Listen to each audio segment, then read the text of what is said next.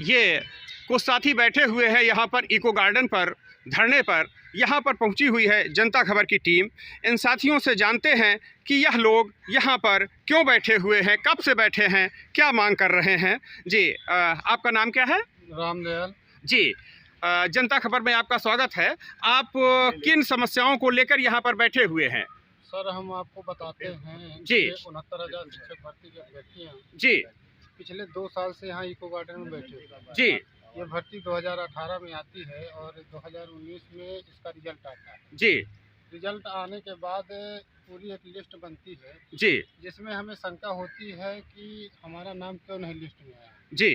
तब हम लोग जाते हैं राष्ट्रीय पिछड़ा वर्ग आयोग जी। और वो 1 साल जांच करते हैं। हाँ।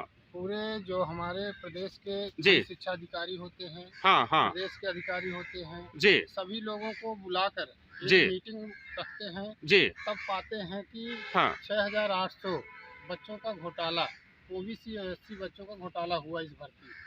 तो वो एक अपनी रिपोर्ट देते हैं।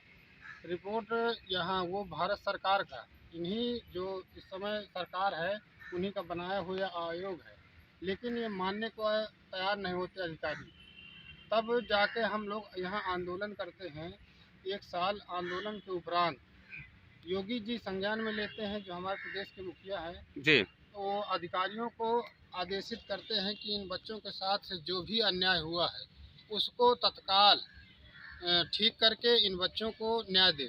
तब अधिकारी उसमें यही जो हमारे शिक्षा मंत्री थे सतीश द्विवेदी जी। जो इस समय नहीं है, हाँ हाँ उन्होंने अधिकारियों से मीटिंग करके बाकायदे एक कमेटी गठित करके जी। इसमें जांच पड़ताल की और 6,800 बच्चों की लिस्ट 5 जनवरी 2022 को निकालते हैं। जी। इस समय इन्होंने कुछ देरी कर दी और उस समय आचार संहिता लग गई, जिसका बहाना इन्होंने बना लिया कि आचार संहिता है, अभी हम आपकी नियुक्ति नहीं कर सकते। जी। हमने इंतज़ार किया, इंतज़ार करने के बाद नई सरकार का गठन हो गया। जी। लेकिन तब भी हमें न्याय नहीं मिला। 1 साल तक हम लोग यहाँ बने रहे। हाँ। कुछ अभ्यर्थियों ने जाके कोर्ट गए। जी। कोर्ट जाने के बाद हाँ। ये 13 मार्च को हमारा आर्डर आता है। जी। आर्डर ऐसा आता है कि आज तक के इतिहास में ऐसा आर्डर नहीं आया है। जी। जो ये वहाँ का आर्डर है कि एटीआरई, हाँ। एटीआरई मतलब सुपर टेट। जी। ये कहते हैं कि यहाँ के आर्डर सिंगल बेंच कहते हैं कि ये पार्ट ऑफ सिलेक्शन है भर्ती का। हाँ। लेकिन यही जो डबल बेंच है वो कहती है पार्ट ऑफ सिलेक्शन ये नहीं है। जी। और यही इसके अलावा जो सुप्रीम कोर्ट का भी आर्डर है हाँ। वो भी ये कहती है कि ये पार्ट ऑफ सिलेक्शन नहीं है एटीआरई। जी। लेकिन इन्होंने उन दोनों के आर्डरों को न मानते हुए ये हमारे खिलाफ आर्डर दे दिया और इससे हमारी जो लिस्ट थी 6800 उसको भी क्वैश कर दिया। जी। हम लोग ये चाहते हैं कि योगी जी, हाँ। आपने अगर हाँ। इन बच्चों के साथ न्याय किया है जी। और सिंगल बेंच के जज जी। अगर उस आपकी नियमावली जो 1994 की है, आप कहते हैं कि जो ये भर्ती है सुपर टेट जो इसमें चालू होता है एटीआरई, वो पार्ट ऑफ सिलेक्शन नहीं, आपने जियो में जारी किया था। जी। 2018 में जब दिया था, लेकिन उसी को जज साहब रद्द कर देते हैं। तो हम आपसे चाहते हैं कि आप डबल बेंच में जाइए, अपने जियो को बचाइए और 800 बच्चों के भविष्य के साथ जो खिलवाड़ हो रहा है उसमें न्याय करिए और 800 बच्चों को नियुक्त कीजिए। जी। तो इसमें क्या आपको कुछ जिन अधिकारियों से बात हुई है या शासन स्तर से कुछ बात हुई है, कुछ किसी से कुछ बात हो पाई है इस बीच? अभी हम 5-6 दिन पहले शिक्षा मंत्री जी से मिलने गए थे। हाँ हाँ। उन्होंने क्या किया, चोरी छुपे हमसे निकल गए वहाँ से अपने हाँ। आवास जी। से। जी। उन्होंने कहा हम 2-3 दिन में आपसे मिलेंगे। हाँ। लेकिन फिर भी नहीं मिले। जी। आखिर हमारा क्या दोष है? जब आपने लिस्ट दे दिया, जी। अब आप हमसे मिलने से डर रहे हैं। जी। और कह रहे हैं कि जो कोर्ट ने आदेश दिया उसी के अनुसार हम काम करेंगे। जी। इसका मतलब आपकी जो नियमावली है आप उसी को नहीं बचा पा रहे हैं, तो हमारे साथ कैसे न्याय होगा? जी।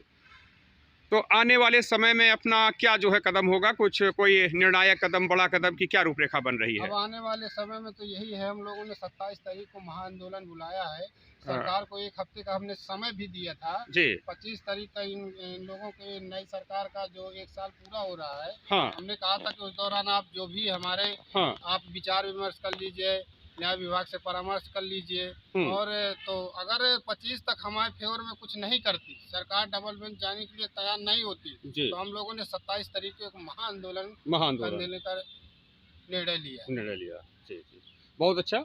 ये साथी बैठे हुए हैं इको गार्डन लखनऊ में धरने पर, और 27 मार्च को होगा इनका महा आंदोलन। जैसा कि जनता खबर ने दिखाया था कि बिहार पटना में भी 17 मार्च को एक शिक्षकों का महा आंदोलन हुआ था। वहाँ पर भी शिक्षक अभ्यर्थी अपनी मांग को लेकर के डटे हुए हैं। उसी प्रकार से अब उत्तर प्रदेश के भी यह अभ्यर्थी पिछले लगभग 2 वर्षों से डटे हुए हैं, और अभी हाल ही में उत्तर प्रदेश के शिक्षा मंत्री से इन्होंने मुलाकात करने का प्रयास किया था, लेकिन इन शिक्षक अभ्यर्थियों को वहाँ से जबरन हटाया गया और तमाम ये शिक्षक अभ्यर्थियों के साथ बदसलूकी की गई, और इनको वहाँ से शिक्षा मंत्री के आवास से जबरन गाड़ियों में बिठा करके इको गार्डन फिर लाया गया, जो उचित तरीका नहीं था मानवता का, कानून का। उसमें तमाम हनन हुआ, तमाम